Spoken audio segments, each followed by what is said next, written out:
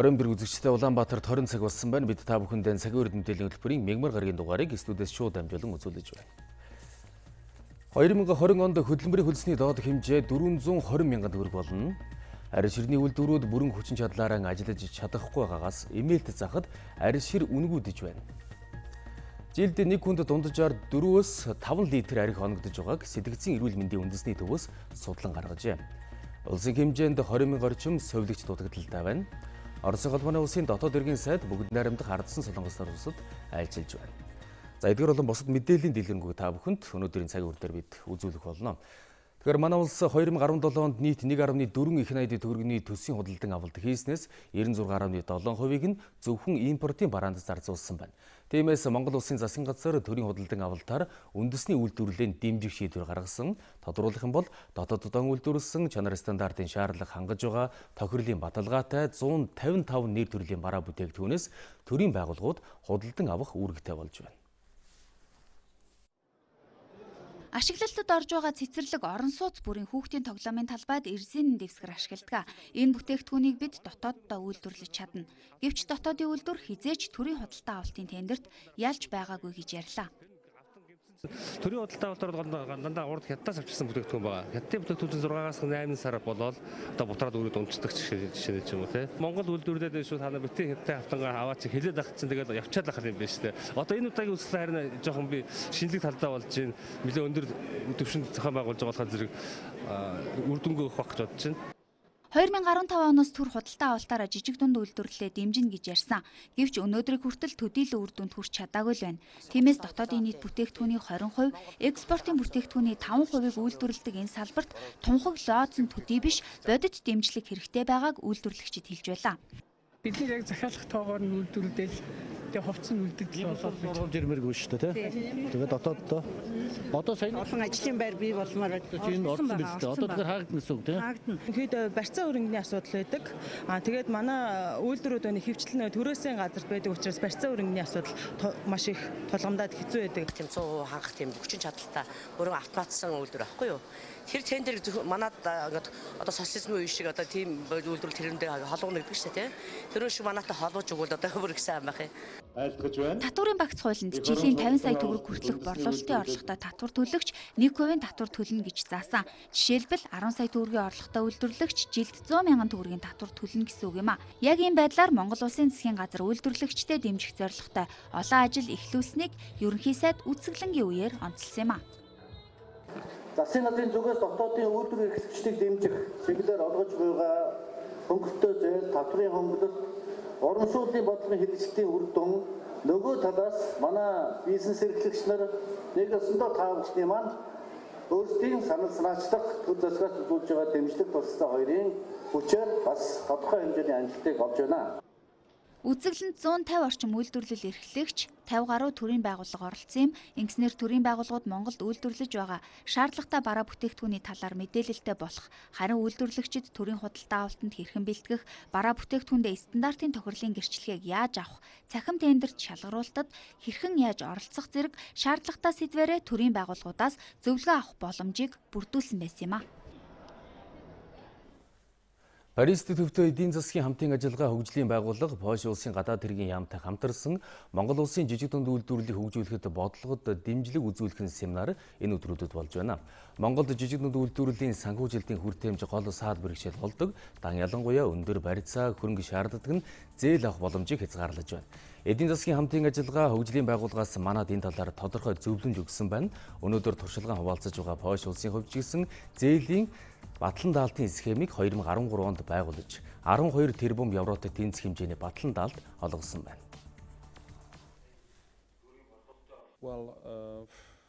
Польш улсад жижиг дунд үйлдвэрлэл дотоодын нийт бүтээгдэхүүний 50%-ийг бүрдүүлж байна. Ажлын байрны 70%-ийг бий болгодог. Энэ бол жижиг дунд үйлдвэрлэл эдийн засагт ямар үүрэг гүйцэтгэж байгааг харуулж байгаа хэрэг. Бид жижиг дунд үйлдвэрлэлийн салбарыг хөгжүүлэх бодлогоос өнөөдөр туршлагаа хуваалцах боломжтой. Экспортод гарахад ямар саад бэрхшээл тулгардаг, шийдэх боломж юу байх талаар сайн туршлага бидэнд бий. Нөгөө талаараа энэ бол хоёр тал бие биенээсээ суралцах, харилцан туршлагаа солилцох уулзалт болж байна.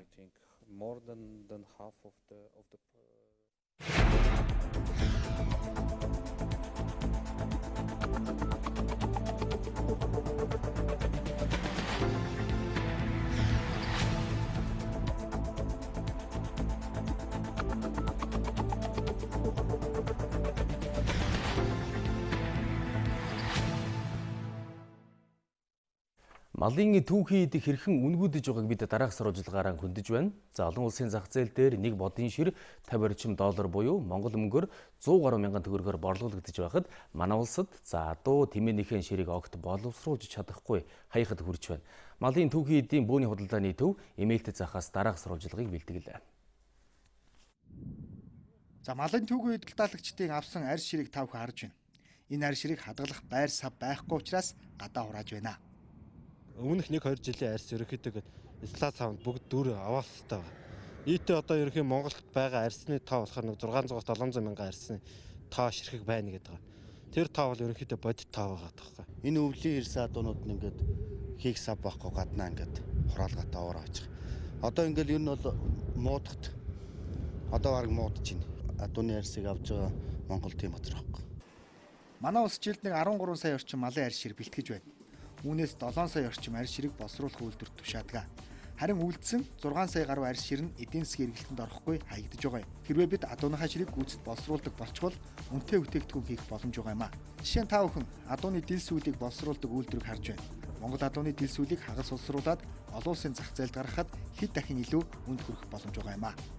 Дил сүүл ойролцоогоор нэг 24 орчим мянган төгрөг байгаа. За энийг бол хятадын зах зээл дээр гаргахад бол нэг 35 орчим мянган төгрөгөөр одоогийн байдлаар гаргаж байгаа. За цаашдаа эцсийн бүтээгдэхүүн хийгээд илүү их нэмэг үртэг шингээгээд Европын зах зээл дээр гаргахад бол бүр илүү их одоо нэмэг үртэг шингээж 2-3 дахин нугарсан ийм одоо байдлаар орлого олох бүрэн боломж байгаа. Адууны хялгас шир нь барьцалдах чадвар сайтай. Тиймээс эсгийн үйлдвэрт адууны ус хялгасан бүтээгдэхүүнийг ашигладаг. Үүнээс гадна Монгол адуу шиг урт сүлтэй, өтгөн дэлтэй адуу ховор. За гадны үйлдвэрлэгчид ч манай адууны арьс шир хялгасан бүтээгдэхүүнийг ихэд сонирхдог. Харин бид энэ боломжоо ашиглаж чадахгүй байгаа учраас малын бүтээгдэхүүн үнгүүцсээр байна.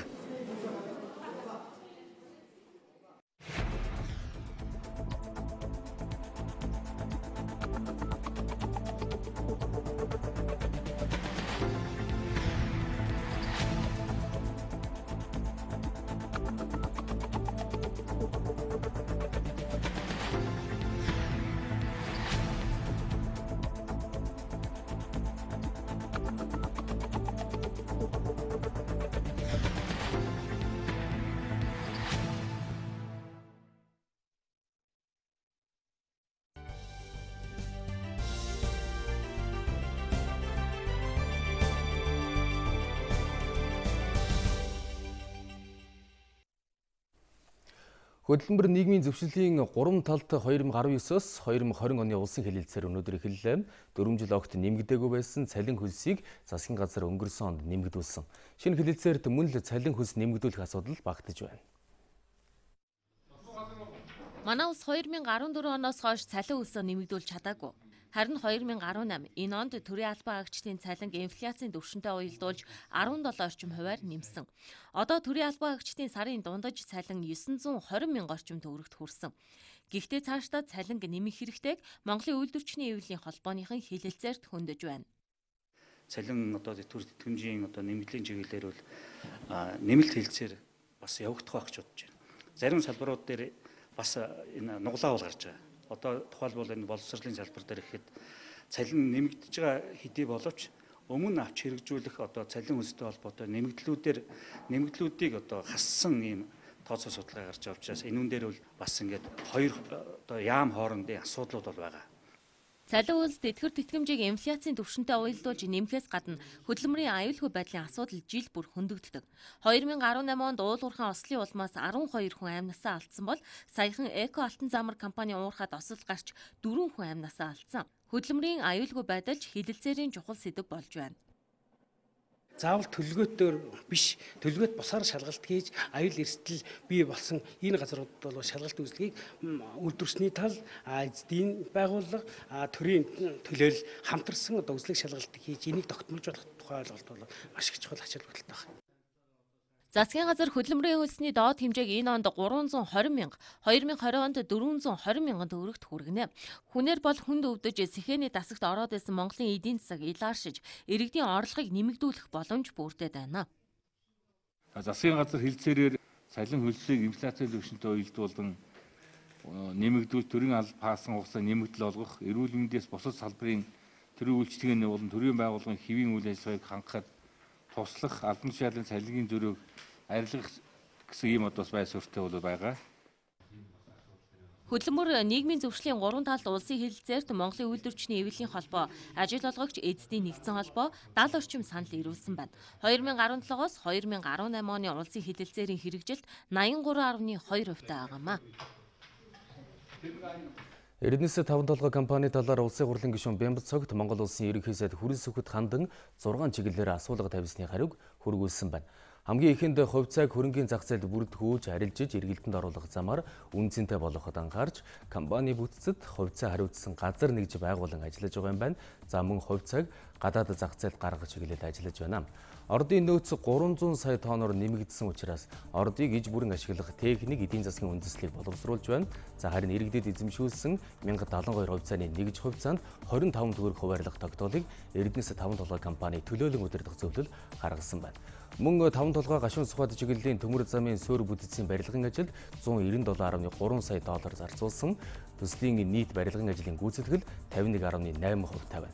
Компани үйл ажиллагааны нэг хэсэг болсон баяжуулах үйлдвэрийг жилд 30 сая тонн нүүрс баяжуулах хүчин чадалтай байгуулахаар ажиллаж, үйлдвэрийн эхний хэсгийг 2021 оны 4-р улиралд багтаан ашиглалтанд оруулахаар төлөвлөжээ.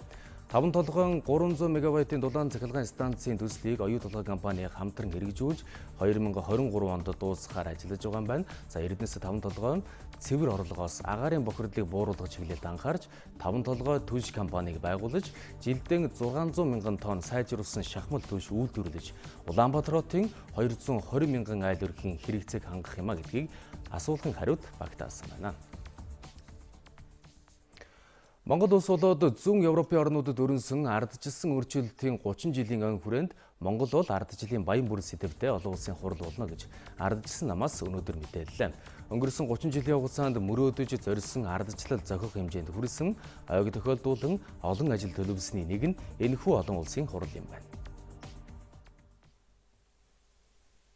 Бусад улс орнуудын туршлага юу байгаа? Тэд нар юун дээр алдаж оноод байгаа юм? Бид нар юун дээр алдаж оноод байгаа юм? Гэх мэтчлэн энэ асуудлуудыг хөндөж ярих шаардлага байна гэж үзэж байгаа. Тэгэхээр ардчлалд бол өнөөдөр бид нар бас зохих хэмжээний аюул учраад байна. Тэр аюулуудын тухай бид нар ярьж урдчлан харж та бүгдтэй хамтран тэр болохгүй бүтэхгүй байгаа юмыг одоо урдчлан одоо юу гэдэг сэрэмжлэх чиглэлээр ажиллах асуудал бол юу юунаас чухал байгаа маа. Тэгээ энэ хурлын ач холбогдол ч гэсэн энэтэй холбоотой байгаа.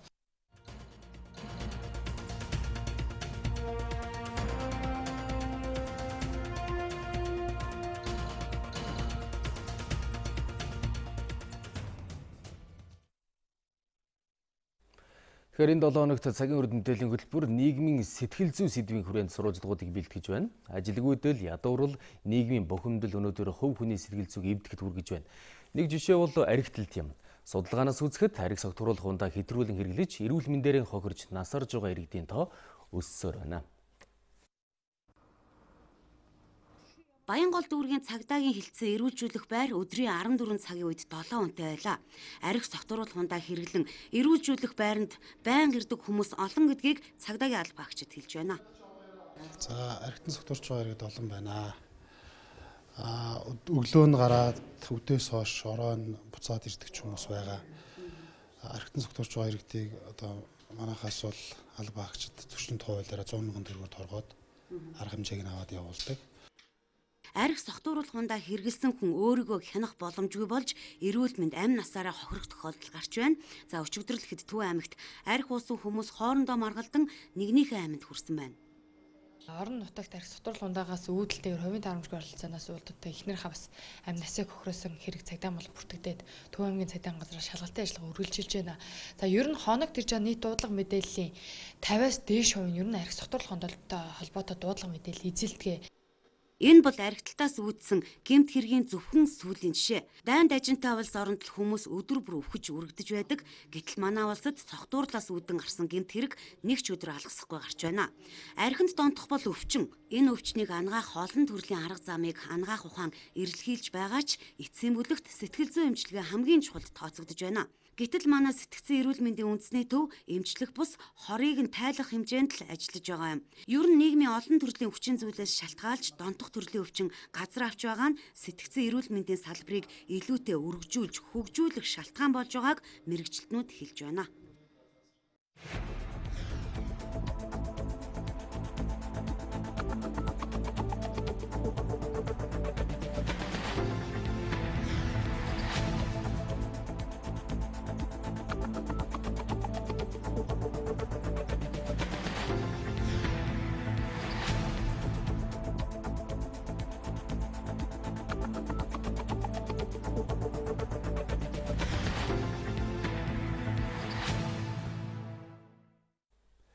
Сэтгцийн эрүүл мэндийн салбарыг өргөжүүлж хөгжүүлэх болсон бас нэг шалтгаан бол хар тамхины дондолт юм.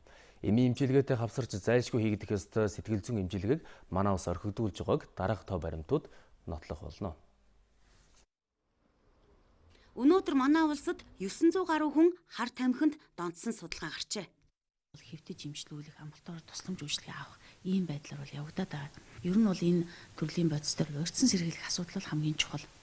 За яг имжлэхдэх асуудал бол их хүндээ гэдгийг хэлье гэж бодож байгаа. Нийгмийн сэтгэл зүгээс шалтгаалсан энэ мэт сэтгэл зүйн эмгэг өвчин болох дондолтыг зогсоох гол арга бол иргэдийн ухамсар. Бид нийтээрээ жигшиж өөр хүүхэд хойч ирээдүгөө зөв хүн болгохын төлөө зорихгүй бол байдал улам хүндрэх эрсдэлтэй байгааг судлаачид хэлж байна. 9 сараас эхлээд бас хэрэглэгчдийн дунд судалгаа хийгдсэн. Эрүүл мэндийн яам, глобал сангийн дэмжлэгтэй тухын төслийн хүрээнд одоо хэрэглэгч 250 хүнээс судалгаа авсан. Энэ судалгаагаар харахаар ер нь одоо хэрэглэгчд их залуучсан юм байна. Хэрэглээ их өссөн юм байна. Нэг хүний цаана бол 10 хүн гэхгүй шүү. 30 хүн, 40 хүн, 100 хүн миний цаана байгаа гэж ингэж хариулж байгаа байхгүй юу? Хар тамхитай холбоотой хэрэгт насанд хүрээгүй хүн холбогдож эрүүгийн гэмт хэрэгтэн болсон тохиолдол гарчээ. Тамхитдад арх уугаа зогсож байгаа залуу үеийнхээ хажуугаар миний хүүхэд эсвэл миний дүү биш юм чинь гэсэн хүйтэн сэтгэлээр хандаад байвал тийм л хүйтэн ирээдүй биднийг огтно. Ямар нийгмийг бүтээхийг хүсэж байна? Яг тийм л сэтгэлээр ирээдүйдээ хандаж байхыг сэтгэл судлаачид онцолж байсан юм а. Нийгмийн сүлжээний зохистой хэрэглээний талаар хэлэлцүүлэг өнөөдөр боллоо. Нийгмийн сүлжээг зохистой хэрэглэхийн тулд иргэдийн ухамсарт найдаад орих уу, аль эсвэл хуулийн дагуу хязгаарлалт хэрэгтэй юу гэдэг асуултын өмнө ирж байна. Цахим орчинд хуулийн хүрээнд зохицуулалт хийж байгаа жишээ Европын орнуудад ихэвчлэн гардаг. Жишээлбэл Герман улс нийгмийн сүлжээнд хүний эрхийг хамгаалах тухай бие даасан хуультай болсон эрүүгийн хуулиндаач тусгай заалтууд тусгажээ. Хууль гаргаснаар сошиал медиаг хориглон гэсэн үг биш. Нийгмийн сүлжээнд сахих дүрм журамтай тодорхой зохицуулалт бий болж байна. Асуудлыг шүүхээр шийдэх шин туршлагач гарч ирж байна.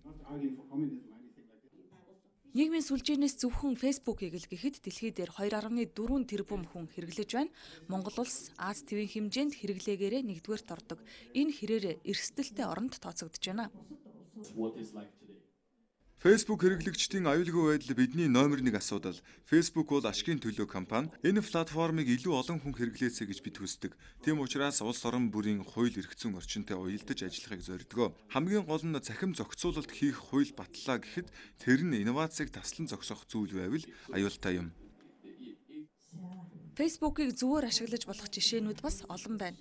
Хэрвээ Фэйсбүүк найз чинь сэтгэл готролд орсон шинжтэй мэдээллүүдийг нийгмийн сүлжээнд нийтэлж байвал тусгай утсанд яаралтай мэдэгдэх хэрэгтэй. Ингэснээр өсвөр насныхан амиа хорлох, буруу зан үйлд татагдахаас сэргийлж болох өөрчлөлтийг Хонконгийн Фэйсбүүк хэрэглэгчид эхлүүлжээ. Монголд бас анфренд хөдөлгөөн өрнөж, хуурамч мэдээ садар самуун дуруу татдаг хаягуудыг Фэйсбүүк найзын жагсаалтаас хасах аяныг хийж байсан. Энэ бүхэн цахим орчин дэх зөв хандлага, зөв хэрэглээг хэрэглэгч та өөрөө зохицуулах боломжтой юм шүү гэдгийг харуулж байна. Иргэдийн өөрхийн цахим боловсрол хамгийн чухал байна. Тэгэхээр энэ цахим боловсрол дээр бид бол Facebook групптэй хамтраад digital literacy гэдэг хөтөлбөрийг бол эхлүүлж байна. Өчигдөр бол нээлттэй хийсэн байгаа. За тэгээд энэ хөтөлбөр маань болохоор нийт цуврал 18 хичээл байгаа. Тэгээд ерөнхий боловсролын сургуулийн 20 сургууль дээр эхлээд ерөнхий боловсролын сургууль сурж байгаа сурагчдад энэ хөтөлбөрийг одоо хэрэгжүүлнэ. Үнэхээр одоо өнөөдөр энэ локал одоо хууль олон улсын хууль хоёр чинь нийцэх ёстой гэж одоо бас өнөөдрийн Facebook-ийн төлөөлөгчнөр ярьж штэ. Тэгэхээр бид нар локал хуулинд өөрчлөлт оруулах нь бол бидний өөрсдийн асуудал байхгүй.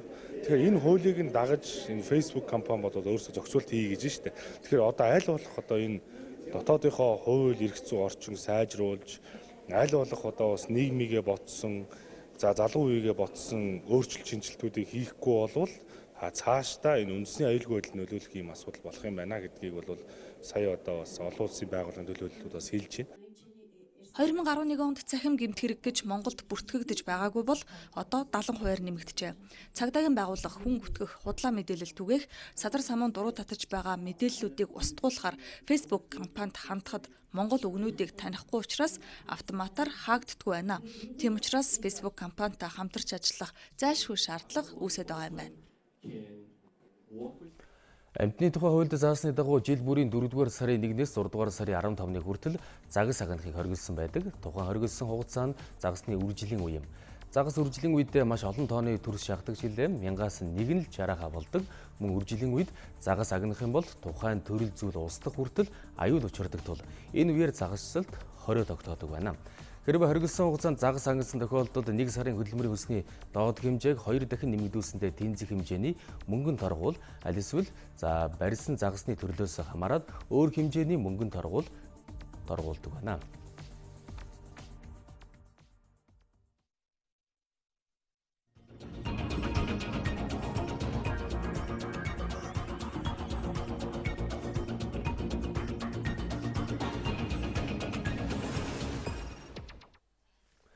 Өнөө цагт багажгүй эмч зэвсэггүй байлдагчтай адил болжээ. Манай ангаахын салбарын эмч мэргэжилтнүүдийн ур чадвар сайжирсан чиглэлээ. Хангалттай тоног төхөөрөмж байхгүй тул гар мухардаж байгаа нэгэн жишээг хавдар судлалын үндэсний төвөөс оруулжиллаа. Хялбар аргаар хавдрын ихэнх үедээ байгаа өвчтнийг ангаах боломж байгаач багажгүй улмаас нөхцөл байдлыг хүндрүүлж байгаа тухай хулан эрүүл мэндийн булангаар сэдэв хүндсэн байгаа юм а. За оройн дөрвийн улаан. Тэгэхээр хавдар судлалын үндэсний төв яг одоо хагалгааны хувьд ямар хуу одоо ачаалалтай ажиллаж байгаа бидний мэдээлэл өгөөч. За өнөөдөр бол ачаалал дээд зэгтээ хүрсэн гэж болно. За тоон баримтаас харуул 2014 онд бол 300-аас 400 хүнд дурангийн болон одоо нээлттэй аргаар мэс заслсан байгаа. За 2018 онд 600 болж мэс заслын тоо нэмэгдсэн. Цаашид 2019 онд 800 болж одоо бүр нэмэгдэх хандлагатай гэдэг бол тоо баримтыг бол өгч байсан. За энэ оншилгоо тооцоолоос авч үзэх юм бол нийт ер нь мэс заслынхаа тал хувийг бол дурангийн мэс заслаар хийх боломжтой гэдэг одоо баримтыг бол эмч мэргэжилтнүүд хэлж байсан. Гэтэл өнөөдөр одоо нийт хагалгааны 99%-ийг нээлттэй аргаар хийж байгаа. Өөрөөр хэлбэл дурангийн мэс заслын энэ эмнэлэгт бол 2018 онд бараг хийгээгүйтэй адилхан гэсэн юм тооцоол гарсан. За надад бол нэг жишээ байгаа. Энэ өвчтөн бол хавдар судлалын үндэсний төвд хандхад тухайн одоо үед дурангийн мэс засал хийх боломжгүй учраас та хувийн эмнэлэгт хандна уу гэдэг одоо ийм байр суурийг эмнэлгээс гаргасан байгаа. Энэ өвчтний ярилцлагыг хүргэе. Эсийн өөрчлөлтөд одоодны хавдартаа гэдэг хагалгаанд орсон. Тэгээ хавдар судал дээр бол орж чадаагүй. Яг бол хавдар судал дээр нэг ганц аппараттай тэрийг хийдэг. Тэр хагалгаа хийдэг аппарат нь эвдрэл гэмтэлтэй гэдэг. Тэгээд хувийн эмнэлгүүд рүү хандгсан. Тэгээ хувийн эмнэлгүүд бол үнэтэй. Доотл нь 2 саяас 6 сая 500 хүртэл үнэтэй гэдэг юм билээ. Тэгээд яг тэ бид нар чинь тэгэл хайж явж байгаа л хамгийн хямдханаар нэг 2 сая төгрөгөөр орсон. Одоо Монгол улсын хэмжээнд ерөөсөө ганцхан ширхэг байгаа хавдар судлалын эмнэлэг яагаад одоо энэ аппарат нь юм ажилгүй байд юм бэ? Одоо хүртэл бас ингэж төхөөрөмж нь ажилд ороогүй гэж дуулдаж байна. Тэгээ одоо энэ боломжгүй улсууд бол одоо хэцүү байдалд орох нь шүү дээ. За тэгэхээр хулаа надад асуулт байна л да. Уг нь бол энэ эрт илрүүлэхээр хамгийн хурднаар эмчлэх боломжтой гэж ярьдаг шүү дээ, тийм ээ. Тэгэхээр яагаад энэ өвчтнийг гар мухардлаа гэд өөр эмнэлэг рүү явуулав, тийм ээ. Хэрвээ одоо мөнгөгүй хүн байсан бол хавдраа одоо хүндрүүлэхийг одоо хүлээх байсан уу? Ямар одоо нөхцөл байдал үүсэх байсан бэ? Өнөөдөр бас одоо мөнгөгүй хүн бол асуудалд орох боломж бол бүрдсэн гэсэн үг. За гэхдээ хавдар судлалын үндэсний төвийнхэн богино хугацаанд эдгэхийн тулд маш яралтайгаар одоо бусад эмнэлэгт хандна уу гэдэг одоо байр суурьаа илэрхийлсэн учраас тухайн өвчтөн ч гэсэн одоо хувийн эмнэлэгт хандсан байгаа. За яг өнөөдрийн байдлаар хавдар судлалын үндэсний төвд дурангийн мэс заслын тоног төхөөрөмж бол нэг иж бүрэн тоног төхөөрөмж гэдэг. Энэ тоног төхөөрөмжийг 2012 онд эрүүл мэндийн яам холбооны бүгд найрамд Герман улсаас оруулж ирсэн байдаг. За нийтдээ 8 жил ашигласан энэ тоног төхөөрөмж бол өнөөдөр одоо хуучирч илэгдэж ашиглах боломжгүй болсон байгаа. Одоо сүүлийн жил 600 орчим хагалгаа хийсэн байна. Үүнээс дурангийн хагалгаа бол 10 хүрэхгүй тооны дурангийн хагалгаа бол хийсэн байгаа. Энэ маань бол ер нь дурангийн мэслийн техник тоног төхөөрөмж дээрэс нь багаж хүрэлцээ муу дутагдaltaгаас болоод ерөөсөө дурангийн хагалгааны тоо жилээс жил зөөрж байгаа. За хэрвээ хавдар судлалын үндэсний төв энэ дурангийн мэс заслын шин төхөөрөмжтэй болчих юм бол ямар үр дүн гарах вэ? За тэгээд энэ төхөөрөмжийнх нь үн үрдэх нь ямар байдаг юм бол? За эхний ээлжинд бол маш олон эерэг үр дүн гарна. За тухайлбал энэ баримт гарсан байна. За нээлттэй аргаар мэс засал хийлгэсэн хамгийн багадаа 5-аас 10 хоног тухайн эмнэлэгтээ одоо эмчлүүлээд эмнэлгээс гардаг. За нөгөө талаас одоо дурангийн мэс засал одоо хийлгэсэн бол 1-ээс 2 хоног тухайн эмнэлэгтээ одоо эмчлүүлээд гардаг байгаа. За нөгөө талаас энэ одоо дурангийн мэс заслын давуу тал нь эдийн засгийн хувьд одоо тухайн эмнэлэгтээ бол маш олон одоо эерэг үр дүн авчрах талтай, түнчлэн өвчтөн бол маш одоо богино хугацаанд эдгэх ийм давуу талтай байдаг. За тоног төхөөрөмжийн хувьд асуусан дурангийн мэс заслын иж бүрэн тоног төхөөрөмж өнөөдөр ийм байдлаар бол 685 сая орчим төгрөгийн өртөгтэй байт юм байна. Дурангийн мэс заслыг нэвтрүүлснээр хагалгааны дараах өвдөлт өвчтөнд бага байдаг. Тэгэхээр өвдөлт намдаах эм тариа хэрэглэх нь бага. Хоёрдугаарт эмнэлэгт хэвдэх ор хоног нь 2-оос 3 дахин бага. За 3 дугаар асуудал болохоор эмнэлэгт хэвдэх ор хоног багасчаар улсын нөгөө төсөв нийгмийн даатгалаас эмнэлэгт одоо хэвдүүлэн эмчлүүлсэнтэй холбоотойгоор төлөгдөх төлбөрүүд нь бүгд багасчдаг. Магадгүй дурангийн мэслийг хавлах судлалын хүмүүсийн төв дээр хөгжүүлснээр дотооддоо өвчтнүүдэд одоо бүрэн төгс эмчилгээ хийжээд тэрнийхээ дараа гадаадаас өвчтнүүдийг авч эмчилгээ хийж болохгүй гэж. За өнөөдөр бид эрүүл мэндийн булангаараа одоо улстай ганц хавдар судлалын үндэсний төв маань дурангийн иж бүрэн мэс заслын тоног төхөөрөмж болсон энэ асуудлыг хөндөж мэдээд илтгэлээ. Үзэгчдээ та бүхэнд эрүүл мэндийн буланг манаас тгүүлж хулан өргөлөө мэдээлэл бид цааш үргэлжлүүлж байна. Тэгэхээр сүүлийн жилүүдэд залуу өсвөр үеийнхний дунд бэлгийн замын халдвар төвчний тохиолдол нэмэгдэж байна. Нийт халдвар төвчний 40 орчим хувийг энэ төрлийн өвчин дангаараа эзлэж байна. –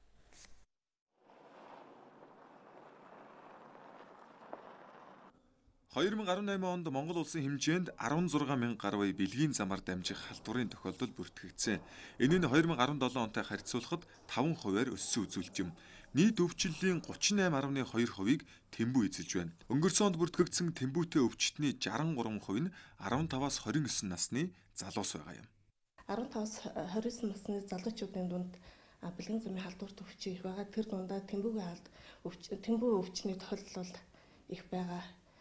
Тийм учраас одоо үзлэг шинжилгээнд одоо залуучууд маань хамрагдах хэрэгтэй. Өөрийн сайн дураараа ирж үзлэг шинжилгээнд бол хамрагдах хэрэгтэй байна. Өөрийгөө халдвартай гэдгийг мэдэхгүй явах юм бол бусдад халдвар тараана. Дээрээс нь одоо эргэтэн системийн талаас хүндрэл өгнө. Залуус арх уудаг, тохиолдлын бэлгийн харьцаанд ордог, бэлгэвч хэрэглэдгүй зэрэг амьдралын буруу хөвчлөл нь энэ төрлийн өвчлөл буурахгүй байх шалтгаан болж байна. Сайн дураараа л ирсэн дээ. Ямар нэгэн өвчний зовөр илрээгүй тийм баг. Тэр ямар ч байсан үзүүлж хийгээл. Тэгээ сайн дураараа дандаа хамрагдаж байгаа хэрэгтэй байх гэж бодлоо. Тэгэл ирж байгаа.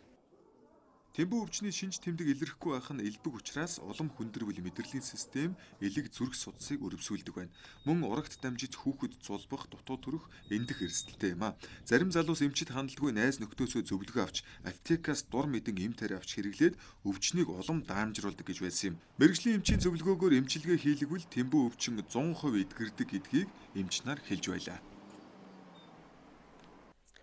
Тэгэхээр дараагийн мэдээлэлч гэсэн мөн адил өсвөр үеийн эрүүл мэндтэй холбоотой мэдээлэл байна. Аранга аймгаас манаас тгүүлж анх манлаа ирүүлсэн байгаа юм а. Тодорхойлох юм бол Аранга аймагт октийн жирэмслэлт төрөлт жилээс жилд өссөн үзүүлэлттэй байгаа юм байна. Октийн жирэмслэлт юунаас болж нэмэгдээд байгаа гол шалтгааныг өсвөр насныханд нөхөн үржихэн эрүүл мэндийн боловсрол дутмаг байгаас шалтгаалж байгаатай холбон тайлбарлаж байна. Түүнчлэн өсвөр насны охид өөр тохиолдсон бэрхшээлээ эцэг эхтэйгээ хуваалцахаас илүүтэй найз нөхдөд илүү хандаж ярьдаг байдал түгээмэл байдаг. Тиймдээс нээлттэй ярих, ямар арга хэмжээ авахыг зөвлөх хүн байхгүйгээс асуудал тулгарсан тохиолдолд бусдаас нуух айх зэрэгс шалтгаалж жирэмслэлт ихсэж байгаа гэдгийг хэлж байна. 2010 оноос 2018 хүртэл манай Аранга аймагт бол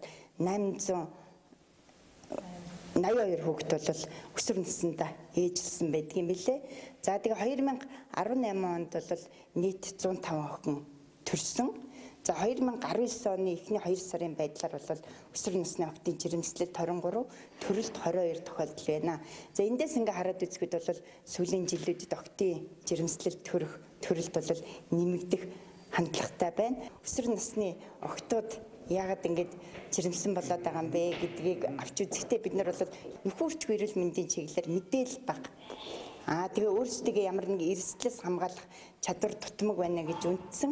Эннийхээ үндсэн дээр бол бид нар олон байгууллагатай хамтраад энэ сургал сурталчилгаа нөлөөллийн ажлыг хийж байна. За тэгээ үүнтэй холбогдвол манай Эрдэнэ бус өсвөрийн төв дээр өсвөр үе залуучууд бол ирдэг. За өөрсдөө ирж эрүүл мэндийн чиглэлээр зөвлөгөө авахаас гадна манай итгэлтэй утсаараас зөвлөгөө авдаг байгаа. Монгол улсад анхудаа өсвөр үеийн эрүүл мэнд 7 хоногийн арга хэмжээг 4-р сарын 1-ээс 4-р сарын 7-ны өдрийг хүртэл зохион байгуулж байна. Манай улсад аутизмын хүрээний эмгэг гэсэн онцтой 720 гаруй хүүхэд байдаг. За хэрвээ тэднийг хөгжүүлж чадах юм бол энгийн хүмүүс шиг амьдрах боломжтойг гадны туршлагууд харуулж байна. Тиймээс Монгол улсын боловсролын тогтолцоо эдгээр хүүхдүүдэд боловсрол эзэмшихэд нь дэмжлэг үзүүлээсэй гэж эцэг эхчүүд хүсэж байна. Аутизмтай хүүхдийг цэцэрлэг сургуулийн алинд нь ч авдаггүй.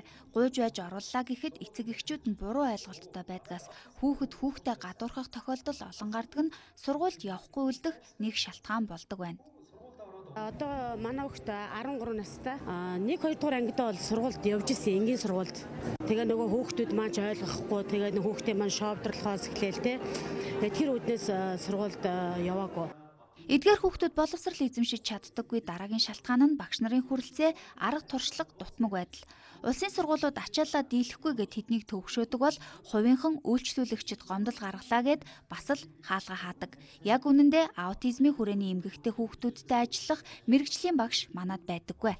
Бис боёо Монгол улсын багшийн сургууль дээр одоо яг тийм анги байгаа боловч яг сурж байгаа одоо сонирхоод сурж байгаа хүүхдүүдийн тоо бас их цөөхөн. Тийм болохоор одоо төгсөж байгаа одоо яг багш тусгай хэрэгцээт боловсролын багш болж төгсөж байгаа хүүхдүүд маань их бас цөөхөн байгаад байгаа.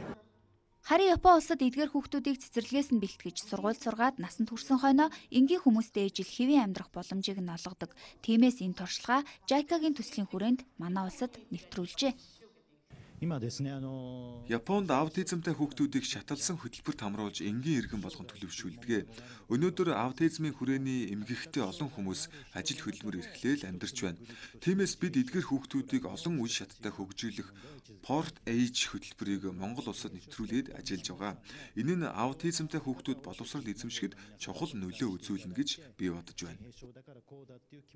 2016 онд Америкийн нэгдсэн улсад хийсэн судалгаанаас харахад шинээр төрсэн 59 хүүхэд тутмын нэг нь аутизм гэсэн онц сонсдог байна. Эдгээр хүүхдүүдийн 10% нь онцгой гоц чадвартай байдаг бол 60% нь боловсрал нийгмийн орчноос нь дэмжиж өгвөл энгийн хүмүүс шиг амьдрах боломжтой байдгийг нотолжээ.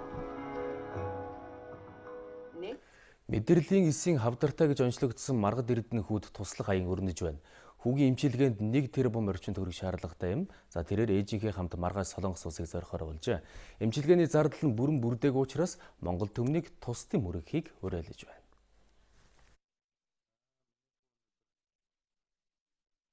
Маргад эрдэнэ хүү 6 настай өнгөрсөн оны 12 сард хүүгийн бие өвдөж улсын эмнэлэг тантахад хавдрын шинжилгээ хийлгэх гэсэн байна. Улмаар хувийн лабораторид шинжилгээ хийлгэхдээ буруу онш тавьж өвчнийг улам хөндрүүлсэн гэж хүүгийн ээж мөх цэцэг ярьж байна. Тэгээ бооно ятад хүүхдийн шинжилгээ өгөхөд бөөрийн хор тавдар байна гэсэн онш гарч ирсэн. Тэгээ бөөрийн хор тавдар гэдэг оншин дээрээс их нэлгсэн эмчнэр дүгнэлт хийгээд одоо тэрнээрээсээ үндэслэж химийн эмчилгээ явагдсан байгаа. 7 удаагийн химийн эмчилгээ явагдаад сүүлд нь хавдар жижигрэхгүй байна гэд хаалгаа хийгдсэн байгаа. Хаалгаа хийх явцдаа авсан одоо тэр хавдраас авсан дээжээ ИТМО гэдэг лабораторид авч байгаа. Тэрүүгээр болохоор бөөрийн хор тавдар биш мэдрэлийн эсхийн хор тавдар гэдэг өөр онш гарч ирсэн. Хүүд туслах аянд сайхан сэтгэлд олон хүн нэгджээ. Өнөөдрийн байдлаар 400 сая орчим төгрөг цугларсан, дахиад 600 сая төгрөг эмчилгээнд шаардлагатай юм байна. Олон улсын жишгээр нэг эмчид 3 сувлагч ноогдож байвал эрүүл мэндийн тусламж үйлчилгээ хэвэн явагдаж байна гэж үздэг юм байна. За харин манай улсын хувьд гэвэл эмч нарын тог сувлагч нарынхтай харьцуулж үзэх юм бол нэг эмчид 1 сувлагч ноогдож байна. Энэ нь улсын хэмжээнд нийт 20,000 орчим сувлагч дутагдaltaй байна гэсэн үг юм. Улсын хэмжээнд 10,500 гаруй эмч ажиллаж байгаа бол 11,300 гаруй сувлагч байна. Сувлагчийн тоо эмч нарынхаас 3 дахин их байх ёстой байтал эмчийн тоотоо бараг тэнцүү шахав байгаа нь нэг сувлаглыг нэмэгдүүлж байгааг сувилахуун салбарын эрдмийн чуулганы үеэр ярьж байлаа. Төрөлцсөн нарийн мэргэжлийн чиглэлүүдээр бол ер нь бас дутагдaltaй байгаа. Жишээ нь одоо эрчим тэмчилгээ, няраа сувилах уу, хүүхдийн сувилах уу энэ чиглэлээр бол одоо мэргэжлийн төвшин дээр бол сүүлийн үед бол дутагдал бол бас нөөцийн хомсдол гарах юм чиглэлтэй байгаа. Сувлагч эмч нараас илүү өвчтөнтэй ойр харьцдаг. Тиймээс зарим тохиолдолд халдвар төвчин тусах эрсдэлч байдаг байна. Халдварт өвчний чиглэлээр яаж ажиллах вэ? Аль тасаг нэгжиж яаж ажиллах вэ? Шинэ орсон ийм даа ялангуяа орж байгаа ийм совилогч мэргэжилтэнд бол тасралтгүй сургалтыг цаг тухайд нь явуулдаг учраас тухайн хүн өөрийнхөө халдвараас яаж сэргийлэх тал дээр бол зохи хэмжээний мэдлэгийг бол аваа явдаг байгаа. За тэгсэн хэдий ч бас яг совилогчийн ажлын ачааллаас болоод бол совилогч мэргэжилтийн ийм совилогч нар ийм өвдөх хандлага бол маш их байгаа байхгүй юу? Совилогчийн өвчтөнд үзүүлэх тусламж үйлчилгээний 70% хариуцах ёстой. Тиймээс совилогчийн ажил эмчийнхээс ч дутхааргүй чухал юм а. Хамгийн чухал асуудлуудын нэг бол совилгын чиглэлийн эрдэм шинжилгээ судалгааны ажлыг улам хөгжүүлэх, сайжруулах зайлшгүй шаардлага байна. За нөгөө талаас өнөөдөр хийгдсэн энэ судалгааны ажлуудаа совилгын тусламж үйлчилгээнд нэвтрүүлэх, үйлдвэрлэлд нэвтрүүлэх улмаар нотлогоон суурилсан совилгын тусламж үйлчилгээг бид хөгжүүлж чадсанараа эмнэлгийн тусламж үйлчилгээг шанарын шинэ төвшөнд гаргах боломж бүрднэ. Их эмч мэрэгчлэр төгссөн хүмүүсийн ердөө 40% төгсөөд ажлын байраар хангагддаг бол совилогчийн 94% нь шууд ажилтаа болдог байна. Манай улсад совилогч нарын ажлын нөхцөл хүнд цалин хангамж муу байгаа нь үнэн. Гэхдээ өнгөрсөн онд совилогч нарын цалин 20-30% нэмсэн. Одоогоор цалингийн доод хэмжээ 635 мянгаас 685 мянган төгрөгийн хооронд байгаамаа. Өнөөдөр олон улсын хүүхдийн номын өдөр тохиож байна. 1967 оноос эхлэн Дайны үлгэрийн зохиолч Ханс Кристиан Андерсоны төрсөн өдөр буюу 4-р сарын 2-ны өдрийг олон улсын хүүхдийн номын өдөр болгон энэ жил 52 дахь удаагаар тэмдэглэж байна. Түүний зохиолсон Нугасны муухай дэгдээхээ, эрэлхэг тоглон цэрэг, мөн цасан гадан, бяцхан лусын дагин, ямх охин, шүдэнд зардаг бяцхан охин зэрэг зохиолууд нь 150 гаруй хэлээр орчуулагдж дэлхийн үлгэрийн номын ертөнцид томоохон байр суурийг эзэлж иржээ. За нийслэлийн мэргэжлийн хяналтын газар 116 иргэн аж ахуйн нэгжийн эзэмших эрхийг цуцлуулах хүсэлтэн нийслэлийн засаг даргад хүргүүлсэн байна. Учир нь эзэмшил газрынхаа орчныг бохирдуулж, доройдуулсан, хоёроос дээшил зориулалтын дагуу ашиглаагүй зэрэг шалтгааныг үндэслсэн байна. Маш олон жил ашиглаагүй хашаа хайстай байснаас үүдээд шарилж ихээр ургах тий. За дээрэс нь барилгын суурийн нүх нь бол борооны үерийн ус маш ихээр төвлөрсөн үнэр танаар маш ихээр гардаг. Тухайн суурьшлийн бүс ихэнхдээ бол энэ эдгээр газрууд нь суурьшлийн орон сууцны хорооллууд донд байдаг. Бас тэгэхээр тухайн иргэдийн эрүүл аюулгүй орчинд амьдрах эрхийг бол ихээр зөрчиж байгаа гэж үзэж байгаа. Эдгээр газрууд нь зөвхөн хууль зөрчөө зогсохгүй иргэн тойронд нь амьдарч байгаа иргэдийн эрүүл мэнд аюулгүй байдалд сөргөөр нөлөөлөж эхэлсэн байна. Тухайлх юм бол барилга барихаар газар шороны ажил хийсэн нүх нь олон жил болсноос бороо үерт идэгдэж ойр орчны барилгын суурьд хагарал суулт үүсэх шалтгаан болсныг тогтоолсон байна. За нийслэлийн мал эмнэлгийн салбарын удирдах ажилтны зөвлөгөө өнөөдөр болсон байна. Мал эмнэлгийн ерөнхий газраас 2019 оныг малчинд ойрхон мал эмнэлэг болгон зарласан байна. Мал эмнэлгийн байгууллагад ажиллагчдын ажлын хариуцлага, сахилга, дэг журмыг өндөржүүлэх болно гэж энэ салбарын мэргэжилтнүүд хэлж байлаа. Малын шилжилт хөдөлгөөн гарал үүслийг мөшгөх системийг улс орон даяар нэвтрүүлж, халдварт өвчнөөс сэргийлэх зорилт тавьжээ. Нэгдүгээр малаа шууд хүнд халдварладаг зооноо зөвчний асуудал байна. Хүний өвчний 3/2 нь мал амьтны гаралтай. Дээрээс нь монголчууд, ялангуяа монголчуудыг малын гаралтай бүтээгдэхүүний хэрэглээ өндөртэй. Тухайлбал махс сүүж гэдэг юм уу, өндөгч гэдэг юм уу. Энэ хэрэглээ өндөртэй энэ хүмүүсийн тухайд эрүүл ахуйн шаардлага хангасан бүтээгдэхүүн нийтийн хэрэгцээ нийлүүлэх маань маш чухал ач холбогдолтой ийм ажил юм байна. Мал эмнэлгийн салбарт гарч байгаа шинжлэх ухааны ололт, салбарын боловсон хүчний бодлого, цаашдын чиг хандлагад салбарын мэргэжилтнүүд саналаа хэлж байлаа. Мал эмнэлгийн байгууллага олон улсын жишгт ойртохын тулд хууль эрх зүйн шинжилэл үр дүнгээ өгч эхэлсэн гэж дүгнэж байсан юм а. За энэ гаднаас яг малчны гарал үүслэрээ хөөгөөд явсаар байгаад үйлдвэрт ирээд үйлдвэрөөсөө дэлгүүрт ирээд дэлгүүрт тодалдаалах махыг энэ лаборатори эмчнэр шинжилгээ хийх ёстой. Шинжилгээ хийгээд эрүүл аюулгүй бүтээгдэхүүн гэдгийг тодорхойлж иж цэцэрлэг гэдэг юм уу сургууль, ресторануудад энэ түгэлтийг бол хийдэг ийм сүлжээ байгаа. Тэгэхээр энэ цаашлаад Улаанбаатар хотын 1 сая хүн амыг эрүүл аюулгүй хүнсний бүтээгдэхүүнээс хангахаас гадна Монгол улсын 3 сая хүмийг нэг бол бас хангах. Эцсийн зорилго бол экспортод эрүүл аюулгүй хүнсний бүтээгдэхүүнийг гаргах энэ ажил хөдөлт байна. 2017 онд улсын хурлаас мал амьтны эрүүл мэндийн тухай хуулийг баталж 2018 оны 6 дугаар сарын 1-ээс хүчин төгөлдөр мөрдөж эхэлсэн.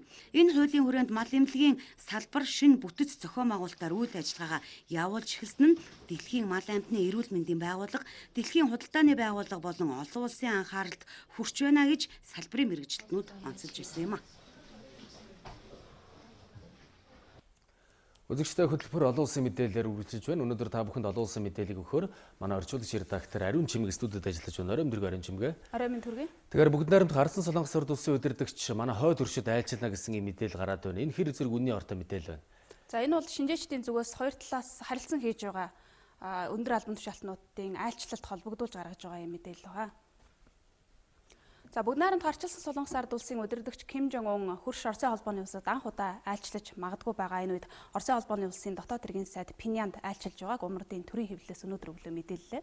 За Оросын холбооны улсын дотоод хэргийн сайд Владимир Колокольцов бусад албаны хүмүүсийн хамтаар өчигдөр Пинянд айлчилсан байна. За Оросын дотоодын аюулгүй байдлын асуудлыг удирддаг өндөр албан тушаалтан Пинянд айлчилсан нь за МРД-ийн удирдагч бол одоо Оросын холбооны улсад ойрын хугацаанд айлчлана гэсэн ийм одоо таамгийг гаргаж байгааг хэвлэлүүд онцолж байна.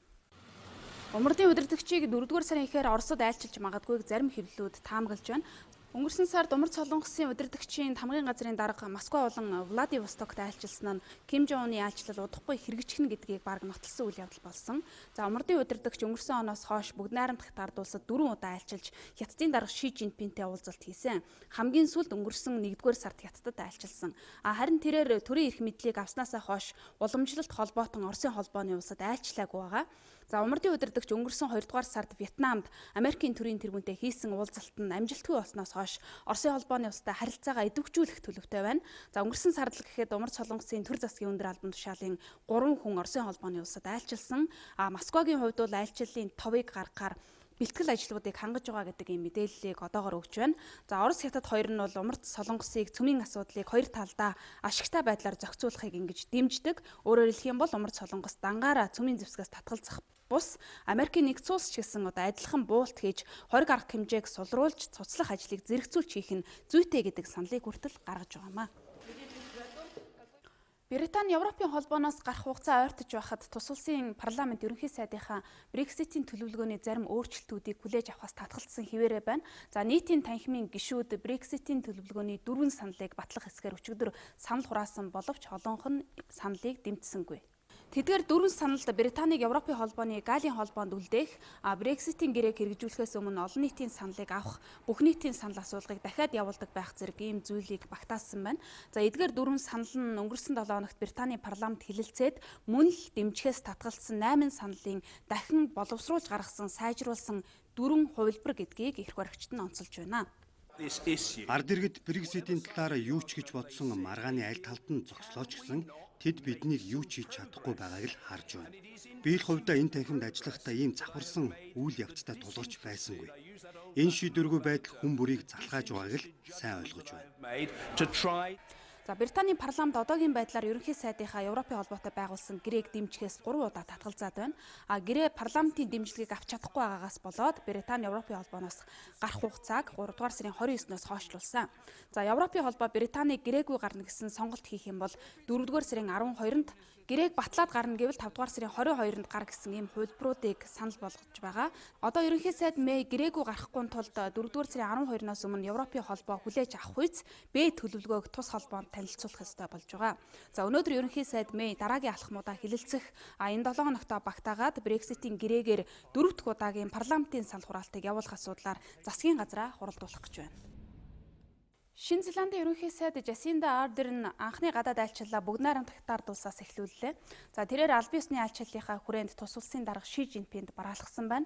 За айлчлалын үеэр Ши Жинпин Хятадын компаниудад ялгуурлан гадуурхалгүй бизнесийн шударга орчныг бүрдүүлэхийг Шинэ Зеландаас шаардсан байна. За энэ нь одоо 5G сүлжээг нэвтрүүлэхийг зорж байгаа Хятадын харилцаа холбооны Huawei компанийн төлөвлөгөөг нураах Шинэ Зеландын шийдвэрт өгсөн Хятад улсын засгийн газрын одоо хариу байр суурь гэж шинжээчид дүгнэж байна. Шинэ Зеланд Huawei компанийн бүтээгдэхүүнийг үндэсний аюулгүй байдалд нь эрсдэл учруулж болзошгүй гэдэг үүднээс өнгөрсөн онд ашиглахыг хориглосон. Хятадын дарга Шинэ Зеландын ерөнхий сайдын аль жилийн хүрээнд энэ асуудлыг нааштайгаар шийдвэрлэвэл хоёр орны худалдааны харилцаа цаашид улам өргөжин тэлнэ гэдэг ойлголтыг өгч байна. За Шинэ Зеландын ерөнхий сайд Хятадын төрийн зөвлөлийн ерөнхий сайд Ли Коциантай уулзах үедээ Хятадын бизнес эрхлэгчдийн хөрөнгө оруулалтыг таатаагаар хүлээн авч байгаа гэдгээ илэрхийлээд ямар ч одоо улсын компани бизнес эрхлэгчдийг ялгуурлан гадуурхдаггүй бизнесийн орчныг бүрдүүлнэ гэдгээ амласан байна. Мөн Хятадын бүс ба зам болон бусад төслүүдээр дамжуулж Хятадтай хамтран ажилланаа. Хятадтай чөлөөт худалдааны хэлэлцээрийг байгуулах яриа хэлэлцээг урагшлуулах юм сонирхолтой байгаа гэдгээ Шинэ Зеландын засгийн газрын тэргүүн илэрхийлсэн байна. За энэхүү айлчлалын хүрээнд хоёр орны засгийн газар хооронд татвар, хөдөө аж ахуй, санхүү, шинжлэх ухааны судалгааны салбарт хамтран ажиллах гэрээ хэлэлцээрийг байгуулж цагуурын өөрчлөлтийн асуудлаар хамтарсан мэдээллийг гаргажээ. Ер нь энэ айлчлалаар Хятадын тал Huawei компанийн тоног төхөөрөмжийг ашиглахаа зогсоо гэсэн Америкийн нэгдсэн улсын уриалгыг Шинэ Зеландаар эсэргүүцүүлэх сонирхолтой байгаагаа илэрхийллээ гэж зах зээлийн шинжээчид дүгнсэн байна. Хойд Атлантын гэрээний байгууллага буюу НАТО үүсгэн байгуулагдсны 70 жилийн ойгоо энэ 7 хоногт тэмдэглэж байна. За ойн хүрээнд энэ 7 хоногт НАТОгийн ерөнхий нарийн бичгийн дарга болоод гишүүн 29 орны гадаад харилцааны сайд нар Вашингтонд айлчилж Америкийн нэгдсэн улсын Конгрессийн нэгдсэн чуулганд үг хэлэх гэж байна. За НАТО нь Америк болон баруун Европын улс орнуудын аюулгүй байдлыг хангах зорилгоор 1949 оны 4-р сарын 4-ний өдөр байгуулагдсан цэргийн эвсэл юм а. НАТОгийн ерөнхий нарийн бичгийн дарга цэргийн эвслийн Америкийн нэгдсэн улстай харилцаа Трампын засаглалын үед сулрах төлөвтэй байна гэдэг олон улсын дүгнэлтийг няцааж байна. За Трамп НАТОгийн зарим гишүүн улс орныг өнгөрсөн хугацаанд батлан хамгаалах төсөв бага суулгасан шудраг бус байна гэж нэлээд шүүмжлэлтэй хандаж байгаагаас олон улсын хувьд бол энэхүү дүгнэлтийг гаргаж байгаа юм а. Америкийн НАТО дахь үүрэг амлалт хэвээр байгааг ерөнхийлөгч Трамп Конгрессийн нэгдсэн чуулганд үг хэлэхдээ дахин нотлсон. НАТОгийн гишүүн орнуудын хооронд ойлголцохгүй санал нийлэхгүй байгаа зүйлүүд бий. Тухайлбал худалдаа, эрчим хүч, цагуурын өөрчлөлт, Ираны цөмийн гэрээгээд олон асуудал дээр НАТО нэгдмэл биш байгааг бид бүгд мэднэ. НАТОгийн 70 жилийн түүхэндээ гэрээнийхээ хамгийн чухал заалт буюу 5 дугаар заалтыг хэрэгжүүлсэн ганцхан тохиолдол байдаг нь 2001 оны террорист халдлагын эсрэг Афганистан улсад хийсэн дайм байна. За тус эвслийн гэрээний 5 дугаар заалт нь аль нэг гишүүн улс орны аюулгүй байдалд халдсан бол уг үйлдэлийг бүх гишүүн улс орн руу халдсан гэж тооцож хариу арга хэмжээг авах тухай заалт байдаг юм а. Би 2001 оны 9-р сарын 11-ний өдөр ерөнхийлөгч Бушийн үндэсний аюулгүй байдлын зөвлөх Кондолиза Райстай уцаар ярьснаа хизээч мартахгүй байх. 12-ны өдөр Вашингтоны цагаар үүрийн 4 цагт би Кондо руу залгаад холбоотнууд НАТОгийн гэрээний 5 дугаар заалтыг хэрэгжүүлэх хүсэлтэй байгаагаа уламжилж, ерөнхийлөгчийн зөвшөөрлийг хүлээж байгаагаа хэлсэн. Ингээд ерөнхийлөгч зөвшөөрч НАТОд холбоотнууд маань Америкийн ард түмний төлөө дайнд орсон юм шүү дээ. За Америкийн нэгдсэн улсын төрийн тэргүүн солигдсноос хойш Америкийн НАТОтой харилцаанд шинэ уур амьсгал орж ирсэн нэг асуудал нь гишүүн улс орнуудын батлан хамгаалах төсвийг нэмэгдүүлэх тухай асуудал. За Трамп ерөнхийлөгч Америкийн нэгдсэн улс холбоотой улс орнуудынхаа аюулгүй байдлыг хангахад хэтэрхий өндөр өртөг төлж байгаа нь өнөөгийн нийгэмд бол шудраг бус байна. Ийм учраас гишүүн улс орнууд батлан хамгаалах төсөвтөө дотоодын нийт бүтээгдэхүүнийхээ 2% тэнцэх төсвийг оруул гэдэг шаардлагыг тавьж байгаа маа. Үзэгчдээ өнөөдөр олон улсын хүрээнд анхаарал татж байгаа гол үйл явдлын мэдээллүүдээс танилцууллаа. Үзэгчдээ олон улсын мэдээллийг та бүхэнд орчуулагч редактор Ариун Чимэг өгсөн бол яг одоо студид спортын мэдээллийг өгөхөөр манай спортын сэтгүүлч Баян мөнх ажиллаж байна. Өрөмдөргөө Баян мөнх. За баярлалаа Өрөмдөргөө. За 4 сар гарсан спорт сонирхчдын хувьд бол одоо маш сайхан сар эхэлж байна. Учир нь бол спортын олон үйл явдал энэ сард болохоор байна. Өнөөдөр харин спортын ямар мэдээллийг бидэнд онцлон өргөх гэж байна. За сүүлийн өдрүүдэд бол одоо Монголын тамирчин ард наагай дэлхийн аврах шалгаруулах тэмцээнээс 85 наснда 3 алтан медаль хүртсэн энэ сайхан мэдээлэл бол яригдж байна. За тэгвэл Монгол улсын тамирчин ард наагийн хувьд дэлхийн аврах шалгаруулах тэмцээнээс 3 алтан медаль хүртэж 2 төрөлтөнд дэлхийн дээд амжилтыг шинжилэн тогтоосон билээ. За энэхүү тэмцээнд оролцсон Монголын атлетикийн мастеруудын шгшөөгийн тамирчид өнөөдөр эх орондоо хүрэлцэн ирлээ. Польшийн Торон хотод хөнгөн атлетикийн мастеруудын дэлхийн аврах шалгаруулах тэмцээн болж өндөрлөө. Энэ сарын 24-ний өдөр эхэлсэн тэмцээнд манай тамирчин Цагийн арднаа 2 удаа дэлхийн дээд амжилтыг шинжилэн тогтоож 3 төрөл зайд алтан медаль хүртсэн юм а. 85 настай арднаа тэмцээний 3 дахь өдөр 400 метрийн зайд 1 минут 20 65 секундын амжилтаар алтан медаль эзэн болсон. Мөн 60 метрийн саатаг үйлтийн төрөлд алтан медаль хүртэж тэмцээний сүүлийн өдөр уртын арилтын төрөлд дэлхийн дээд амжилтыг шинжилэн тогтоосон юм а. Мастеруудын дэлхийн аварга шалгаруулах тэмцээнд өндөр амжилт үзүүлсэн ард над тэргүүтэй Монголын баг тамирчид өнөөдөр их орондоо ирлээ. Тэднийг арга ирэх үр хүүхдүүд ач зээнээр аснагаад нь Монгол улсын гавь тамирчин гэгшүү зам Батбаяр тэргүүтэй спортын салбарынхан өгтөж авсан юм а. Монгол улсын гавь тамирчин гэгшүү зам Батбаяр түүнд Монгол улсын хөтөлбөрийн баатар цолоолгохыг сошиал орчинд уриалсан нь иргэдээс ихээхэн дэмжлэг авч байлаа. Би одоо 30 гаруй жил спорт хичээлсэн. Өөрөө мэрэгжлийн биеийн нэмэр багшаа. Бэлтгэлийг Улаанбаатар хотод хангасан. Бэлтгэл сайхан болсон. Бэлтгэл сайн болсон үндсэн дээрс би дэлхийн аврагын 88 орны 500 орны дэлхийн тамирчидтай уралдаж хүчээ сорилоо. Тэгээ хүчээ сорж одоо амжилт гарсандаа баяр тавиа нөхрөндөө баярлаж байна. Ард түмэндээ баярлаж байна. Их сайхан дэмжиж намайг огшоож өгсөнд их баярлаж байна. Түүнтэй эрэлхийг явлаа. Мөнгөний тэмцээнд өрсөлдсөн Монголын багийн тамирчин 81 настай Цэрэн долгор нэг алт дөрвөн мөнгөн медаль хүртсэн юм. Олон улсын хэмжээний мастер Цэрэн долгор ахмадын дэлхийн аварга шалгаруулах тэмцээнд өмнө нь 8 удаа төрүүлж байсан түүхтэй. Тэрээр өнгөрсөн жил энэ тэмцээнээс нэг алт 2 мөнгө, нэг хүрэл медаль хүртэж байсан юм а. За шатрын нэр зүтгэлтэн Зодвын Бадаргаагсны нэрэмжит ахмад чатарчдын улсын аварга шалгаруулах тэмцээн өнөөдөр Монголын үйлдвэрч нэвлийн соёлын төв ордонд эхэллээ. За энэ жилийн тэмцээнд 150 гаруй шатарч оролцож байна. Монголын шатрын холбоо нийслэлийн ахмадын Увснуур шатрын клуб хамтран 15 дахь удаагийн ахмадын улсын аварга шалгаруулах тэмцээнийг зохион байгуулж байна. Тэмцээнд 13 аймаг 6 дүүргээс шалгарсан эмэгтэй 27, эрэгтэй 127 шатарч өрсөлдөж байна. Мөн тэмцээнд оролцогчдын 40 гаруй хувь нь олон улсын болон улсын зэрэг цолтой шатарчид байна. Энэ тэмцээнд эхний 3 байрт шалгарсан шатарчид Монгол улсад болох Азийн 3 бүсийн шатрын аварга шалгаруулах тэмцээнд өрсөлдөх эрхтэй болох юм. За ахмадын улсын аварга шалгаруулах тэмцээнд 80-аас дээш насны ахмад шатарчин 5 байгаа бол хамгийн ахмад шатарчин нь 90 настай тамирчин байна. Шатар гэдэг спорт бол одоо ингээд насны хязгаар байхгүй. Оюуны овоог бол одоо аавдаа зориулж босгож байдагтай баяртай байдаг юм аа. За модлингийн хувьд бол бид ахмадын 14 дугаар тэмцээнийг Азийн олон улсын тэмцээнд зэрэг зохион байгуулж явуулсан. Ирэн цаашдаа бид одоо ахмадынхаа тэмцээнийг олон улсын одоо жишгт хүргэх тийм зорилтыг бол тавьж ажиллаж байгаа.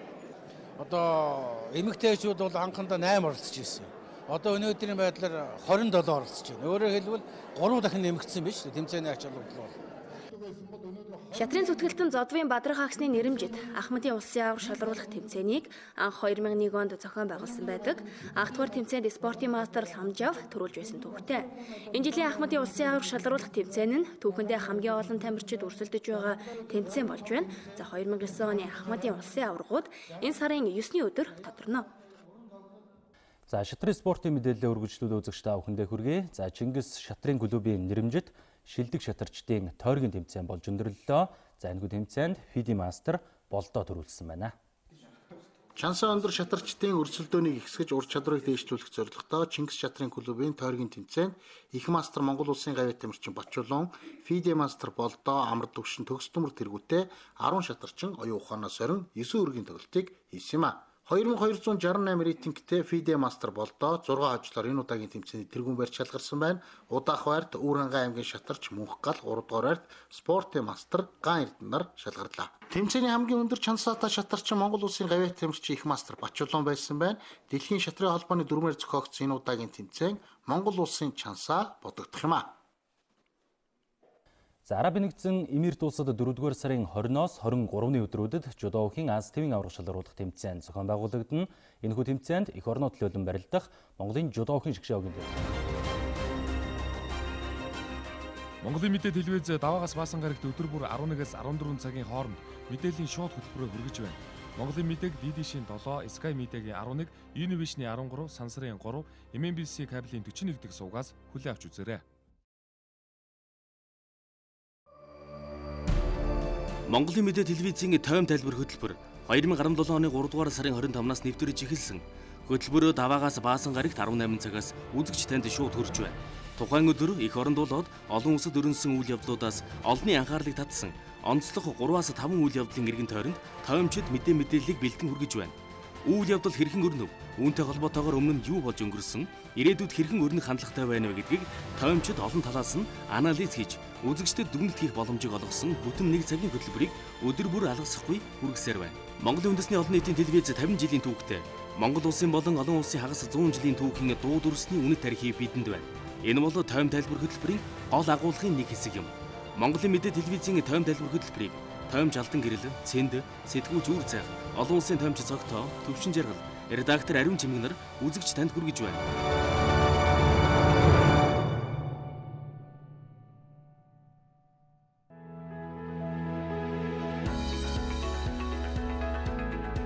Монголын мэдээ телевизийн орон нутгийн мэдээ хөтөлбөр Монгол орны 21 аймагаас өөрийн тусгай сурвалжлагч нэрийнхээ газар дээрээс нь бэлтгэсэн мэдээллийг бодиттой шуурхаагаар үзэгч та бүхэнд хүргэх болно.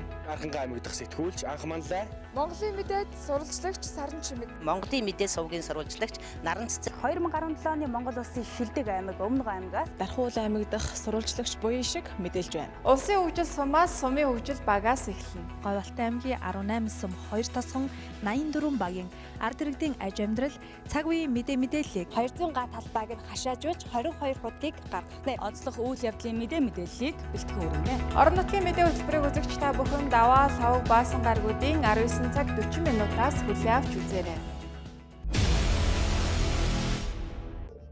Нийгэм дөрнөж байгаа хамгийн их анхаарал татсан ард иргэдийн эрх ашигтай холбоотой сэдвийг халуун сэдэв нэвтрүүлгээр онцолдог. Олон талын их сурвалж үйл явдлын газар дээр нь очиж иргэдийг бид сонсно. Иргэн таны эрх зөрчигдөж байвал бидэнд танд. Авилга, ашиг сонирхол, чимээг өргсөн хууль бус шийдвэр, хүүхдийн эрх.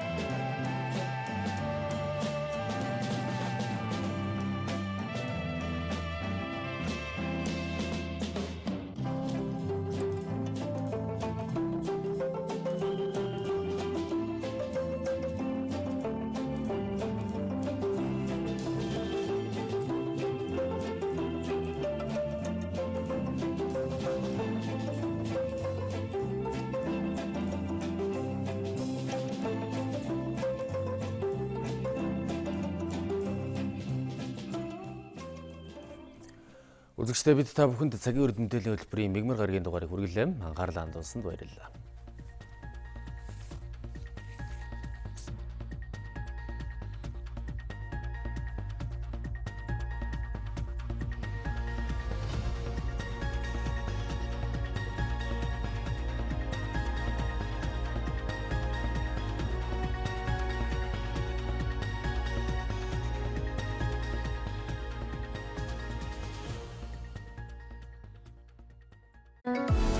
Монголын мэдээ суваг Mobicom корпорацийн 4 жил сүлжээ ашиглан эх орны